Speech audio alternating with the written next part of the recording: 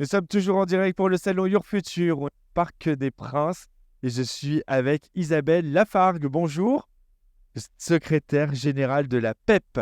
Qu'est-ce que c'est que la PEP?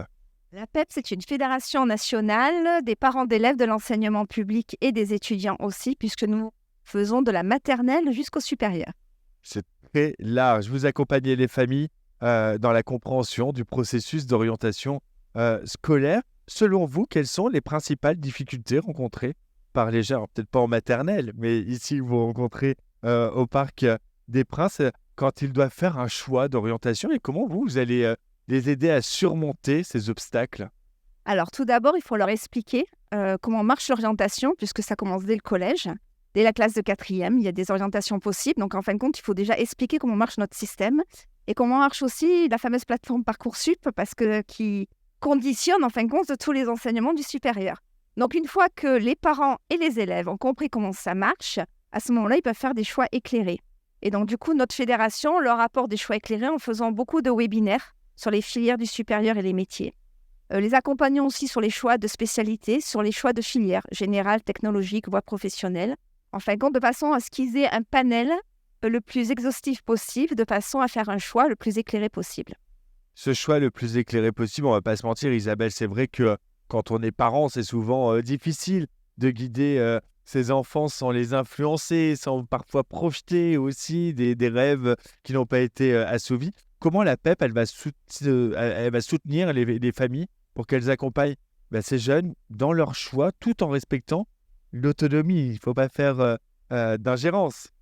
Alors nous, notre rôle, en fin de compte, c'est d'être ce tiers, en fin de compte, qui va parler avec l'enfant et qui va parler avec la famille, expliquer, en fin de compte, tous les freins possibles, les envies du jeune, les envies des parents et trouver une sorte de compromis. C'est-à-dire qu'à un moment donné, c'est l'avenir du jeune. On ne projette plus, nous, parents, on a fait notre vie et on continue à la faire puisqu'on peut se réorienter, se reformer. Mais je veux dire, là, le jeune, lui, c'est à lui de faire ses choix et c'est à nous d'expliquer aux parents qu'on peut avoir des craintes, on peut avoir peur. Effectivement, le système bouge beaucoup. Nos enfants ont tendance, effectivement, à avoir un jour une envie pour A et le lendemain une envie pour B. C'est cette génération, il faut essayer de la comprendre. Et du coup, nous, notre rôle, c'est de les accompagner et leur dire que tout est possible. Et justement, quand on a fait un choix A et qu'on veut faire un choix B derrière, on a aussi le droit à l'erreur. C'est humain et c'est tant mieux parfois de se tromper pour mieux se réaliser derrière.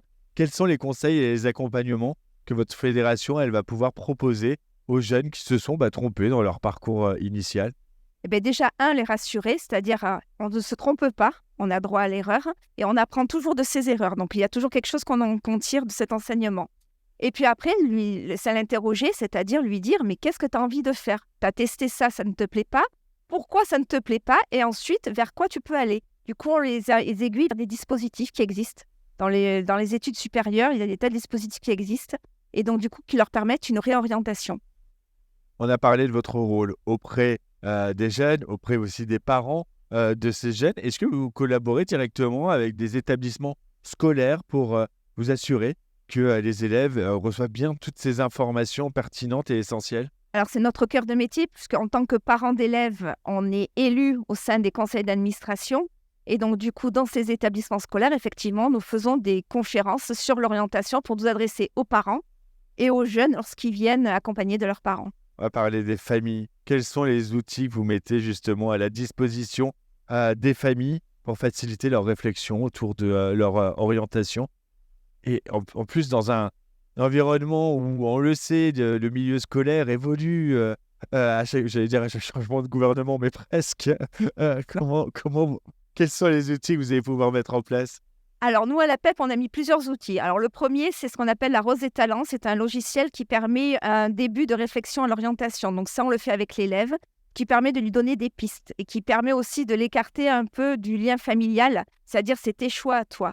Nous avons mis en place beaucoup de conférences, notamment avec PepSup, justement pour parler de ces filières. Et aussi, nous faisons des tas d'explications, je vais dire, par des newsletters, des lettres infos, justement, sur le système éducatif qui évolue, les réformes en cours, où on en est à l'heure d'aujourd'hui, puisqu'effectivement, ça a beaucoup bougé ces dernières années. Ça a beaucoup bougé. Pour celles et ceux qui nous regardent, qui voudraient avoir plus d'informations sur la PEP, comment ils peuvent s'y prendre, Isabelle? Alors, nous avons un site internet, PEP, P2EP, Voilà, ils peuvent nous contacter, il y a l'adresse mail. Alors nous sommes très modernes, nous sommes sur Twitter, nous sommes sur Facebook, nous sommes sur Instagram. Voilà, donc n'hésitez pas à nous retrouver, et nous liker et nous suivre. Et à vous suivre, le rendez-vous est donné. Et puis la PEP est une fédération partenaire de ce salon Your Future. Donc on peut vous retrouver ici aussi au Parc des Princes jusqu'à demain soir.